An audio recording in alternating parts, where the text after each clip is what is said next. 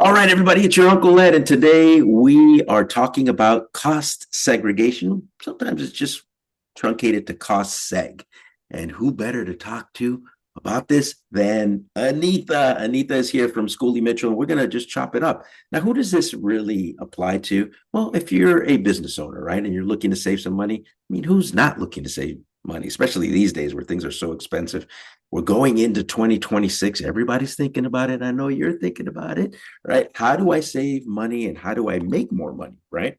And part of it is the fact that this is the proverbial same coin with two sides. One is making more money, but two is saving more money because at the end of the day, it's not so much what you make, it's what you keep.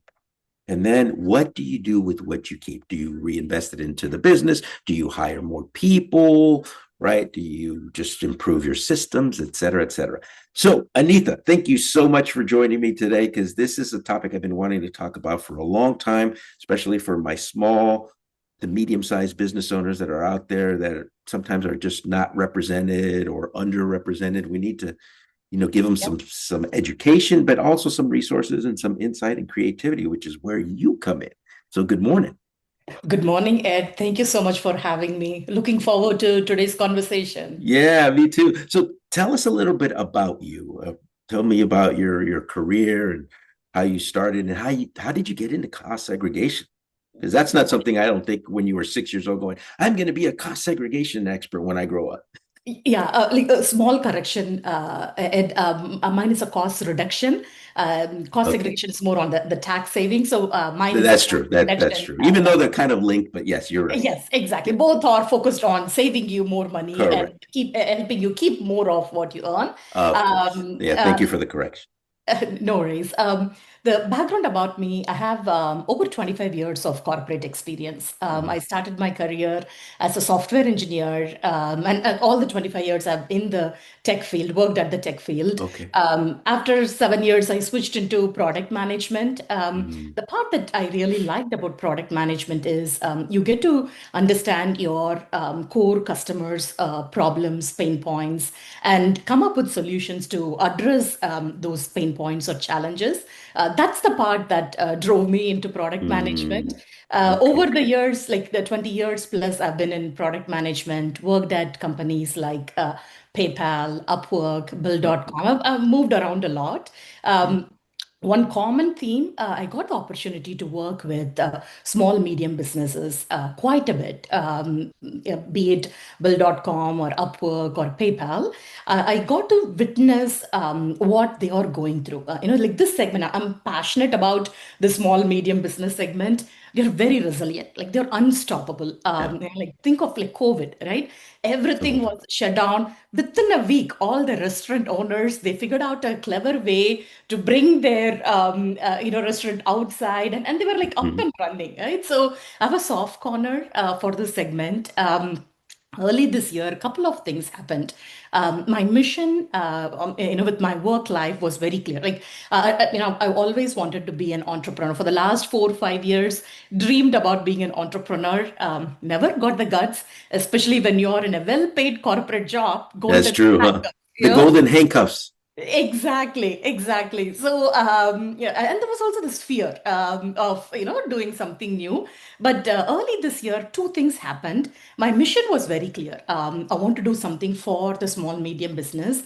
I had no clue what, but that was clear. And two, there is this fear. I'm in my mid 40s. If I don't do something in 2025, I'm not going to do it. I'll keep, Mm, whenever New Year comes, I'll keep thinking about starting something, but never take action. That's what exactly was happening the last 3 4 years. So I had this fear that okay, like this is going to be like every New Year, the resolution will be this, but no action. So that fear of not doing something, like in my deathbed, I wanted to try something, and even if I failed in accomplishing what I want, but at least I have the satisfaction of trying and failing instead of not even trying. The entrepreneurship journey, like both those pushed me to take some action. So end of February, I quit my well-paying corporate job. Between March and June, I was in this exploration journey. I Mm. talked with small business owners. I tried to figure out, okay, what problem, like I have a passionate, like intensity to solve problem, right? And every small business owner I talked with, they said different things. There wasn't like a single theme that I got attracted to, and I wanted, that to be my mission in solving. Like I couldn't figure that out. Along the same time, a franchise broker approached me and Mm. mention, hey, like, are you interested in franchising? And I'm so naive, like I don't know much about franchising. To me, franchise means Subway or McDonald's. like McDonald's. Exactly. Right. Like, hey, like me and Subway, like, no, no, no, it doesn't work. I'll be terribly a failure in those space. And then but this broker, like he like, okay, like just work with me, don't come to any conclusion yet. And then I was like open. Anyway, I'm in the discovery journey. Let's see what this has in store, right? And he asked me, hey, what are you passionate about? What do you want to do rest of your work life? So I was very open and honest with him. I told him, hey, like I want to do something impactful for the small business community. And then, like he gave me 4 or 5 options that's Hmm. purely focused on small business owners. And I was like amazed. I didn't even know a franchise like Schoolie Michelle until, he opened So up your that. whole world would just went. Exactly, Yeah. exactly. I'm so glad I Don't you was love it when that happens? totally, totally. That was a pivot, Ed. Like the moment I saw all the 4 or 5 opportunities, everything was addressing, a core need of an entrepreneur. I really liked it. So out of all the things, I went with Schoolie Michelle because of 2 reasons. Number one, Schoolie Michelle is an outcome-based model. We work with small, medium business owners, analyze their invoices, analyze their contracts, and try to negotiate with their vendors. Like think of card processing vendors, telecom, shipping, waste, etc. Right? Like we negotiate on their behalf to bring their costs down. If you're not able to find any savings, it's absolutely a free consultation for the business owner. Oh They get wow. to Okay. pat on their back. They're running So a they're well literally optimized partners business. in your outcome. Exactly, I love that. exactly. And if there are any like savings we are able to identify, a portion of the savings is our fee. So that outcome-based model resonated well with me. And then number Hmm. two, having worked at Bill.com, what I learned is 50% of the business will not be able to survive beyond their 5 years. Like, after the 5 year mark, only 50% are successful and, continue to exist. The other 50% fail. They have to close their shop because of cash flow reasons. They don't have Hmm. enough cash to continue to run the business. Like this number, like, like hit me very negative. Like of all the hard work and things they are doing, only 50% are able to cross that 5 year mark. And I've seen firsthand, Wow. like all our favorite restaurants, like some Yeah. of them have already closed store, and restaurants are a thin margin, Business business. already. Yeah. Right. So when Yeah. I saw this, like I thought, with cost reduction, if I'm able to optimize their cost and get them the best rates, I can prolong, their success rate beyond the 5 years. So like those two made complete sense to me. Like, I'm passionate about small business owners. I want to create a positive impact in their life, and this business model, the outcome-based business model, will definitely help me. Even if I'm like able to increase that success rate by 0.0001%, I'll feel that, okay, I've accomplished something in my life. So those made me choose this path. And I launched my business June of this year. Yay. Congratulations. Well, Thank congratulations you. on many fronts. Number one, which is the one that just stands out to me, is the fact that you deployed courage. And now here's what's interesting about this whole process. And give me some feedback on what I'm about to say. The fact that you've gone through this allows you to better help and connect with the small to medium sized business owner that you're actually servicing because you have gone through this process of expanding your horizons, looking at a franchise that you didn't even know that was even possible, right? And now that you're in that position and you're a business owner, helps you to better relate, connect, build rapport, and help, right? Those very people that you are now serving. I think it's just, look, there are no coincidences in life. Everything happens for a reason, right? Sometimes we don't see it at the beginning, but then like that's why they say hindsight's 2020, right? We look back and go, whoa, that was so good, right? Where in the moment you're like, whoa, I'm confused. I don't know if I should do this. What do I do? I'm not going to open up a Subway, right? Because that's just not my thing. So, what are the three biggest takeaways going through that process? Or give me one that you've taken now that you've gone through the process of starting your own and getting into this franchise. How are you now better equipped to help the small to medium sized business owner? This is just my personal opinion, and Of course. like if you're like aspiring to be an entrepreneur, like taking time to figure out your passion, Mm. like that's a time worth investing. This whole entrepreneurship is not easy. And not for everyone. Exactly. Like you don't have like a proper system or like a structured approach. It's all on you to figure out how you're going to run the business. And you have to do it all. Like you're the salesperson, you're the marketing person, you're the operations person. Like everything you have to do on your own. So the workload is humongous. And if you just allow me, I'll just be working 24 by 7. That's like so much to do. But that passion, right? Like that's what has been like, keeping me straight.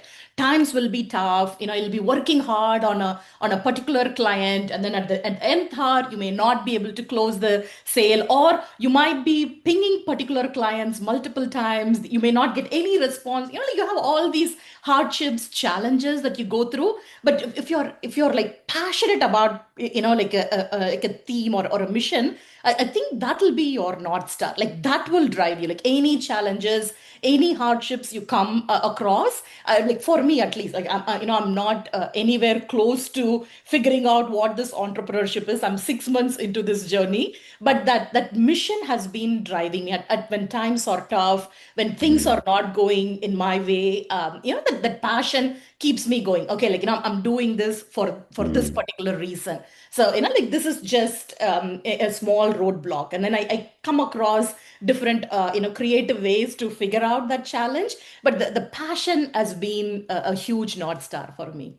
I love that. I love the fact that you use passion as a way to go through tough times because look, we're human beings and therefore we're emotional, right?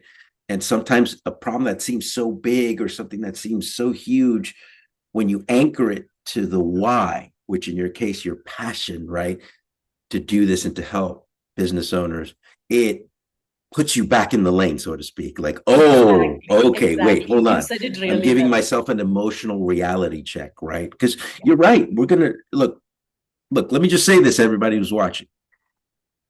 Most people who are not entrepreneurs see the romance of being a business owner, but they don't see the sleepless nights, the ups and downs, the hardships, the struggles, the sacrifices, because you're always on. When you're a business owner, there's no 9 to 5. I call it 5 to 9. You're always, right?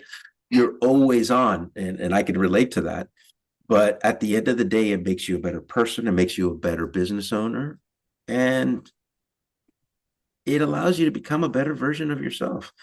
So Schooley Mitchell, from my research, has been around since 1998, and it looks like they've helped over 37,000 people at an astounding average reduction in cost of 28%, which blows my mind, folks. Even if, let's forget about 28%, even if it was 15, that is still very, very big numbers when it comes to helping small to medium-sized business owners, because you're right. You said something, Aneetha, which is you help them reduce their costs, which allows them longer staying power so that they're not victims of the 5 year treacherous number, because most businesses do go out of business within the first 5 years.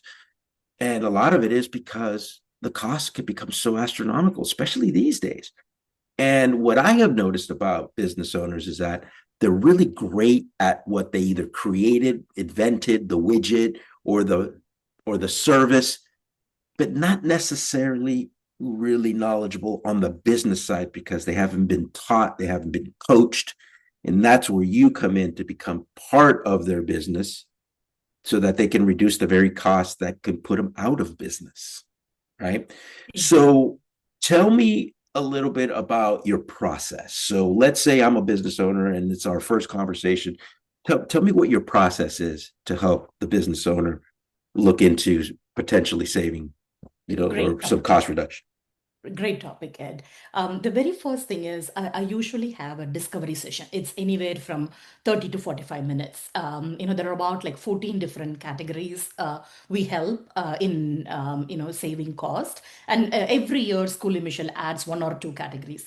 Next year, we are considering to add like printer, utility management, cost reduction with your utilities, etc. Right? Hmm. So the first meeting, the discovery session, I try to understand, a little bit about the business, the broader, like the 10,000 feet, the broader picture. Like Mhm. what is the business owner's vision? Like why they are doing what they are doing, what's inspiring them to do it, what are some of their current challenges. Right? Like this gives me a broader picture. So as I'm working with them in doing the cost reduction, I'll make sure that we are not missing, some of their broader vision. Yeah. Broader aspects, etc.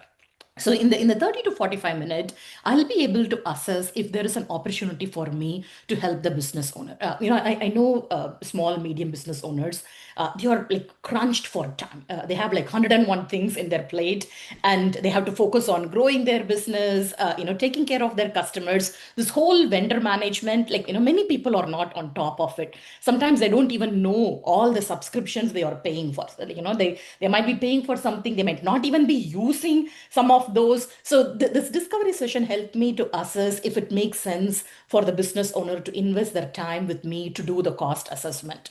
Once I see, and I ask them for some high level numbers, like card processing, business owners don't know, but anywhere from like 3% to 4.5, in some cases even 5%, they pay as their card processing fee. Yeah, especially if it's American Express.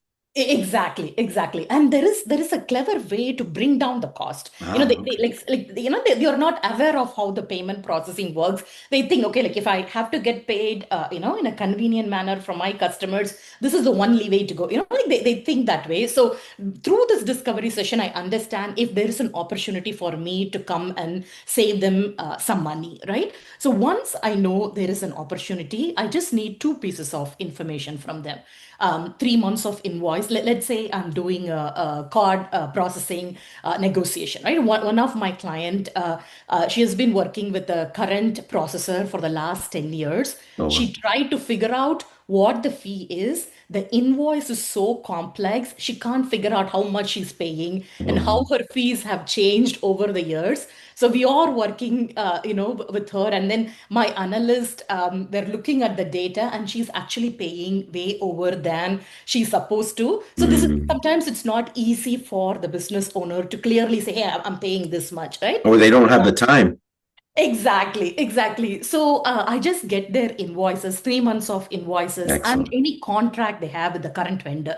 Sometimes 80% of the time when we work with them, we don't change the vendor. We negotiate with the vendor and get the rates down. The 20% of the time, if the existing vendor doesn't work with us well, doesn't bring down the cost, then we don't have any other way other than to recommend alternate vendors in the marketplace. So when we are doing that recommendation, we want to make sure that there is no contract clause which would, negatively impact the client. So contract and 3 months of invoice is what we need. And then we get the client's authorization. Hey, we are going to negotiate on your behalf with your vendor. And by the way, School Initial is vendor agnostic. We Okay, don't that's a good thing to say. Okay. Exactly. We All right. don't get any incentives or kickbacks from any vendor. Excellent. We put our clients' interest as our, first and foremost priority. So for us, it doesn't matter whether the client is working with vendor A or vendor B, doesn't matter. Whichever vendor is giving us the best deal for the same or better quality and that satisfies our client needs, we work with that vendor, right? So once I have these two data, the 3 months of invoice and contract, we have about 100 to 100, and like a School Initial is a franchise, right? We have about 150 analysts in the head office, and they do the actual work. So my job is to acquire the clients, be the client relationship manager, get all the needed information from the client, and then pass it on to the head office. Then head office will take over. They'll first start with the current vendor, try to bring the rate down. As you said rightly, Schoolie Michelle has been around for like almost 30 years. Till date, we have saved closer to $1 billion across 30,000 clients. So we know the data. We know exactly this vendor for this type of usage and service, how much we can expect as a price range. So with that data, we go and negotiate on behalf of our client with the vendors. Most of the vendors work with us because they have this fear, like they know about Schoolie Michelle and they know we always give three recommendations. So if they don't work with us, they may end up losing the client to their competition. So majority of the time, vendors work with us Yeah. and we get the rate down, and then we give the recommendations to our client. Hey, we did all the negotiation, we did the marketplace research, and that's another thing, Ed. Small business owners, they're extremely busy. They don't have time to do the RFP or vendor analysis or to stay on top of the marketplace to see what's happening in the marketplace, what latest innovation is coming in the marketplace, right? So that's Absolutely. where we come in, right? So with the existing vendor, how much we are able to reduce, and then vendor two, vendor three, alternate vendors in the marketplace, what will they get for it, and like what that quality of service looks like. We put the three recommendations in front of our client, and by the way, throughout this whole process, our clients are in the driving seat. Now we are the ones doing all the grunt work, back end All the work. heavy lifting. Exactly. We put the data in front of the clients and then they get to decide, like which way they want to go. 80% of the time, they're fine with staying with the current vendors with the reduced price. If they prefer, and sometimes what we see is the current vendor might be, unnecessarily charging them. And this really pisses off our client. And then they say, hey, like I lost the trust with this vendor. Help Mhm. me move.